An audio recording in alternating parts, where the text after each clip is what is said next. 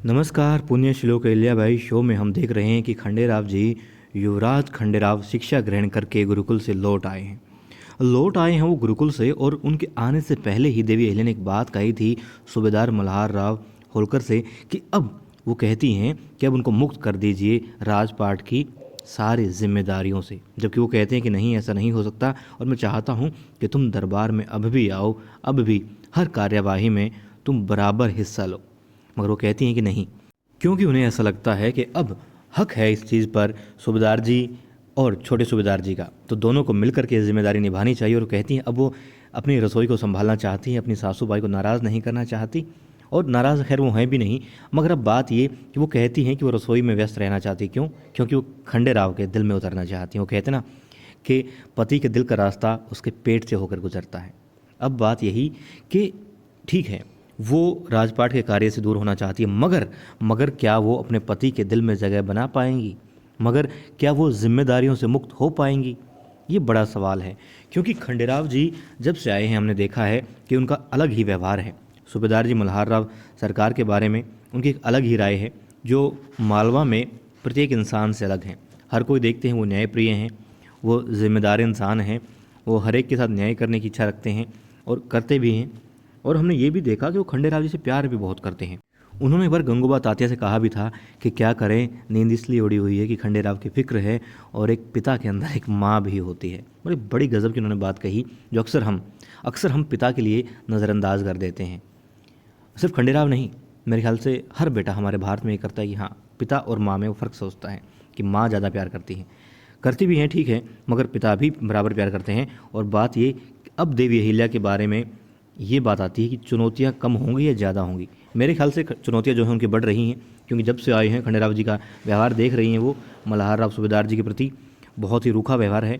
छोटे सूबेदार जी ने कहा भी कि वो 7 साल जलते रहे इस आग में और ये गुस्सा जो है अंदर ही अंदर बढ़ता गया। वो कहते हैं इसमें कम होने में वक्त लगेगा। मगर अब बात ये कि जो उनको वक्त दिया जा रहा है इस गुस्से को कम करने के लिए, कहीं वो इस तरह की परिस्थितियाँ और पैदा ना कर दे कि कड़वाहट दिलों की बढ़ती जाए। और देवी अहिल्या की जो उन्होंने कहा था कि वो राजपाट के कार्यों से दूर रहना चाहती है या वो सिर्फ अपनी रसोई तक सीमित रहना चाहती हैं, बेशक इसका अभिप्राय ये लें कि वो सिर्फ और सिर्फ अपने घर परिवार तक सीमित रहना चाहती हैं, कुछ वक्त खंडेराव तक सीमित रहना चाहती हैं। मगर बात ये कि खंडेराव क्या समझ पाएंगे इस चीज़ को? क्या देवी अहिल्या समझा पाएगी मल्हार राव सूबेदार जी की जो मन की बात है वो उनको? और जब तक वो नहीं समझा पाएंगी, ना तो उनको चैन आएगा और ना ही खंडेराव को आएगा। मल्हार राव सूबेदार जी बहुत लंबे अरसे से खैर इस दौर से गुजर रहे हैं, इस दुख से गुजर रहे हैं कि उन्होंने कहा है कि खंडेराव उनके आंसू ना देखे, बस वो चाहते हैं कि उनके जो स्नेह है, प्यार है खंडेराव के प्रति, खंडेराव को वो दिख जाए। भले जिन्होंने जितने आंसू बहाए हैं खंडेराव के लिए, उसकी चिंता में दुखी रहें, वो ना दिखे, मगर स्नेह दिख जाए, प्यार दिख जाए।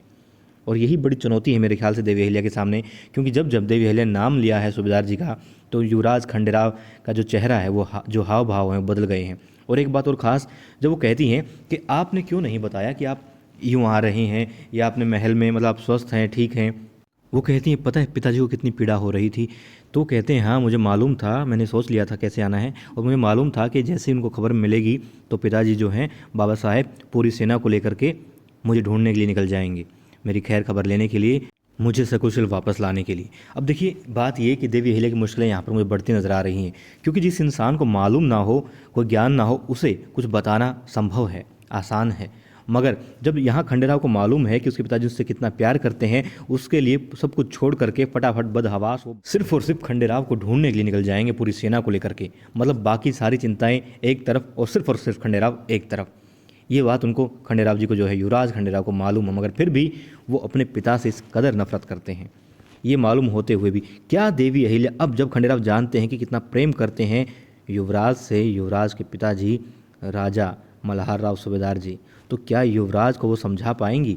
क्या देवी अहिल्या की ये चुनौती वो जीत पाएंगी कि युवराज खंडेराव समझे इस चीज़ को? और कितनी जल्दी? देखिए मुझे जो वो अच्छे दिल के तो हैं, ये बात है, और इसीलिए मुझे लगता है कि हाँ वो जल्द समझ जाएंगे। मगर ये बात कि मालूम होते हुए भी जब वो इस चीज़ को नज़रअंदाज कर रहे हैं, तो देवी अहिल्या को वक्त लगेगा यहाँ पर, और चुनौतियाँ उनकी बढ़ने वाली हैं। क्योंकि अभी लगता नहीं है जिस तरीके से वो गले मिल रहे थे या जिस तरीके से उन्होंने पाँव छुए या बाद में भी जो भी बात थी, हर बात से यही लगा कि युवराज खंडेराव सूबेदार जी की हर बात को गलत ही लेते हैं, हर बात का कुछ अलग मतलब निकालते हैं।